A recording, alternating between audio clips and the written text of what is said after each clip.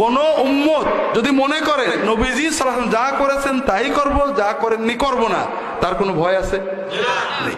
কিন্তু যুক্তি দিয়ে যদি প্লাসে যায়, ভয় আছে না নেই? অনেক ভয় আছে। কাজেই ভাইরা, সুন্নত এবং শুধুই সুন্নত, অন্তত আল্লাহকে খুশি করার জন্য সুন্নতের বাইরে আর কিছু দরকার আছে, এই বিশ্বাসটা আমরা করব না। এই জন্য যখনই বান্দা নবীজির তরিকার বাইরে কোনো কিছুকে দিনের অংশ মনে করে, উত্তম মনে করে, তখন লা মাহালাতা অবশ্যই সে সুন্নত পদ্ধতিটাকে অন্তত অনুত্তম মনে করতে বাধ্য হয়। কথা বোঝেননি? আর নবীর সুন্নতকে ছোট মনে করলে, অনুত্তম মনে করলে তার ঈমান থাকলো না।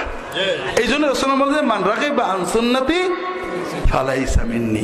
ছোট ছোট দরজা দিয়ে অনেক বড় বড় বেদাত ঢুকে যায়। আমাদের চেতনা হবে সুন্নতের।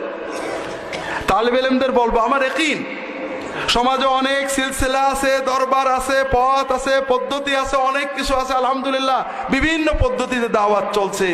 আমার ইয়াকিন হলো, কোন তালেবে ইলম যদি অন্তর দিয়ে ইয়াকিন করে, আল্লাহ আমি তোমার তাওহীদ, তোমার নবীর সুন্নত যেটা বুঝবো, এর বাইরে যাব না, এটারই দাওয়াত দেব, আমি সুন্নতের জন্য আমার জীবনকে ওয়াকফ করলাম, ইনশাআল্লাহ ওর যদি মেধা কমও থাকে, ওর হৃদয়ের জজবা যদি আল্লাহ কবুল করে নেয়, এই সুন্নতের মহব্বত দিয়ে আল্লাহকে অনেক অনেক বড় করে দেবেন ইনশাআল্লাহ।